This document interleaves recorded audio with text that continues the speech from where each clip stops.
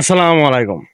তো কথা হলো কথা না, আমাদের যে ক্রীড়া প্রতিমন্ত্রী উপদেষ্টা আসিফ মাহমুদ, তাকে নিয়ে কেউ সমালোচনা করতেছে, কেউ আবার তার বিষয়টা বলতেছে হ্যাঁ ঠিক আছে বিষয়টা।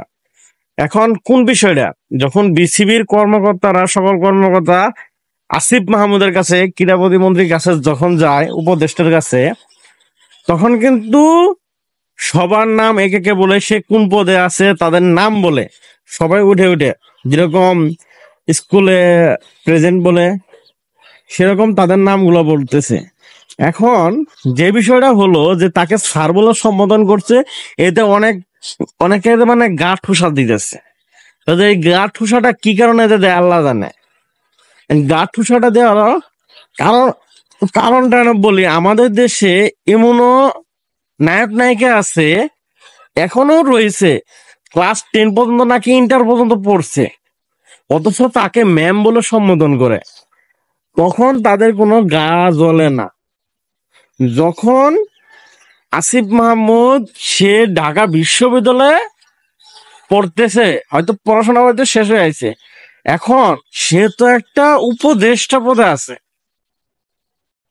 হয়তো এইবার আমাদের দেশে এত কম বয়সে দুইটা ছেলে উপদেষ্টা পদে আছে। একটা হলো ডাক টেলিযোগাযোগ প্রতিমন্ত্রী উপদেষ্টা, আর একটা হলো ক্রীড়া উপদেষ্টা হিসেবে। এখন এটা তাদের গায়ে সহ্য হতেছে না যে এত কম বয়সে একটা ছেলে এরা এই পদে আছে এবং তাদেরকে যেরকম ভাবে সম্বোধন করতেছে। দেখেন, রাখে আল্লাহ মা রেখে কথা আছে না, যে উপরে যদি আল্লাহ তাআলা কাউকে সম্মান দিতে চায়, তাহলে সে সম্মান পাওয়ার যোগ্য। সেটা আপনার আমি কেউ বলতে পারে না। হ্যাঁ, সে যখন ওই চেয়ারটাতে বসে, তাহলে ওনাকে ওইভাবে সম্মান করতে হবে, সে ওইভাবে সম্মানটাই নিব। এখন তো সে তো কারো হাত ধরে বলবো না স্যার আপনার নাম কি, স্যার আপনার নাম কি। সে যতটুকু সম্মান করছে, যতটুকু ভিডিও দেখলাম, ততটুকু সম্মানে পারফেক্ট, ঠিক আছে। এখন বাঙালি ঠুসা পড়া লোক তো, তাদের ঠুসা পড়বই। কারণ ভালোটা করলে পরও ঠুসা পড়বো, খারাপটা করলে ঠুসা পড়বো।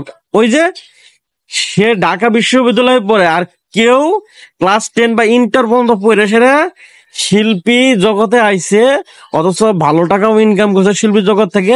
তাদেরকে স্যার ম্যাম বলতে তাদের কোনো অসুবিধা হয় না। একজন বয়স্ক লোক, সেও তাকে ম্যাডাম বলে। একদম ছোট, সেও তাকে ম্যাডাম বলে। তফাৎটা কি?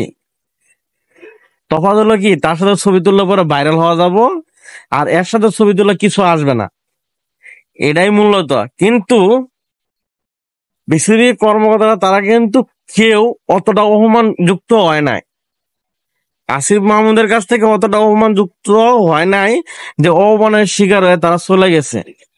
একটা কথা মনে রাখবেন, যারা ক্ষমতার লোভী, যাদের ক্ষমতার জন্য রূপ পরিবর্তন করতে থাকে, মানে সেক্টরে তাদের রূপ পরিবর্তন করাটাই সবচেয়ে বড় কথা, তাদের কাছে মান সম্মান এগুলো কোনো ফেক না।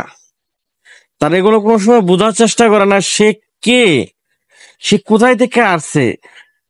তার বিষয়টা হলো আমার ক্ষমতায় থাকতে হবে, আমার ওই চেয়ারটা লাগবে।